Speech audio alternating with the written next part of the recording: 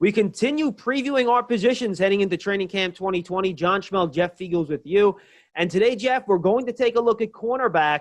And big picture-wise, if the Giants want to improve their defense this year, a lot of that improvement has to come from a cornerback position that added a big-time veteran, but it is still very, very young. But bottom line for this defense, the pass defense must improve in 2020. Yeah, it really does have to, John. I mean, when you look at how over the 2019 and now going into the 2020 season, this has been a position where the team has invested heavily in the draft and free agency to try to solidify the back end of this defense. And I think that it's important to understand that if this defense is going to do anything, with the rush up front, they're going to have some good cornerbacks playing for the Giants this year. And certainly they have a lot of them. Between cornerbacks and safety, they have 18 players. Must I say it again? 18 of them on the roster right now. Probably about half of those guys are going to be able to make it. Yeah, and we don't know exactly what guys are going to be classified at what positions, so we'll do our best here trying to keep the two position groups separate. But, Jeff, the big free agent addition this offseason, James Bradbury, he often, for the Carolina Panthers, covered the opposing team's best wide receiver. And think about that division. Michael Thomas, Mike Evans. They got some really good receivers, Julio Jones. So he's done the job, and I think the Giants are going to expect him to do that here, follow that best receiver around the field.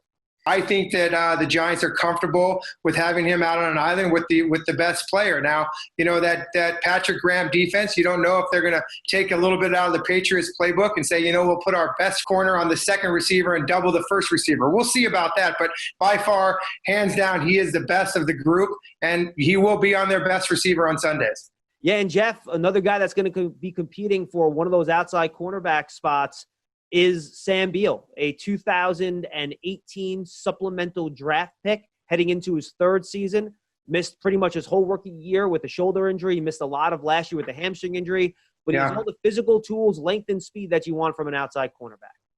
He does, and I think that really the jury's out on Sam Beale. I mean, obviously we all want him to improve and play, and as any player, once you start getting injured over and over, you know, you're only as good as you can be on the field, right? So if you can't play, then you're not any good to the team. So I think he needs to stay healthy. I think he'll have a really good competition this year, but most importantly for Sam Beale is he's got to be on the field.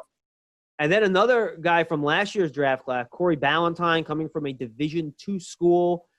Didn't play much earlier in the year. Got some play inside in the slot, in the nickel spot later in the year. Had never played that position before. Had some issues, you know, gave up some catches.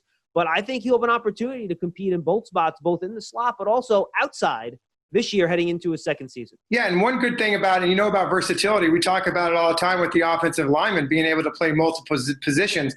All these guys need to be able to play multiple positions in the secondary, and I think Corey's one of those guys that can do it, whether he's going to line up in the slot or not. But, you know, last year, again, rookie, growing pains, learn the game. But, you know, there's some promise there because he's coming into a second season. Jerome Henderson is a defensive back coach, so he's going to be able to help coach these young guys and hopefully put them in positions to win. But, you know, they drafted Chris Williamson, a cornerback that can also play that slot nickel position. So there will be a good competition there if you see him move inside and try to compete there.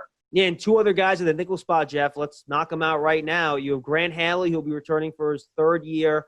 An undrafted free agent out of Penn State, former teammate of Saquon Barkley. And then the Giants' fourth-round pick this year, Darnay Holmes out of UCLA, who was a top recruit and has all the physical ability you would want from an inside corner.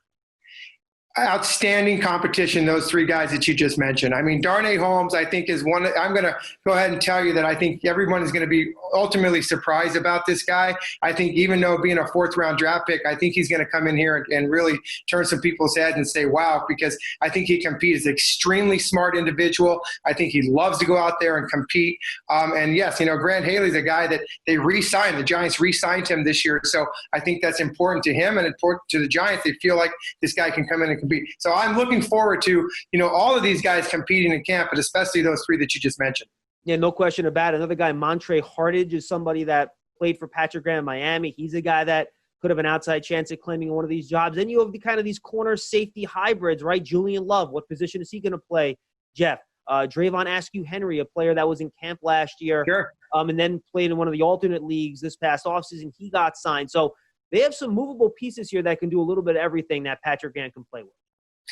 Absolutely. And listen, there's a lot of guys in this roster. You can never have enough cornerbacks. We all know that for years now, towards the end of the season or even in the middle a few years ago, that guys get hurt.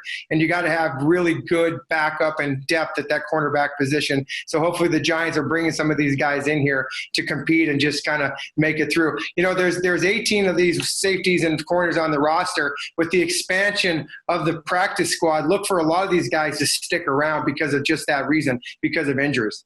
Patrick Graham plays a lot of man-to-man defense. At least he did in Miami. So we're going to see these corners have a chance to ply their trade in 2020. Absolutely. For Jeff Fiegels, I'm John Schmelk. That's your look at cornerbacks heading into training camp 2020.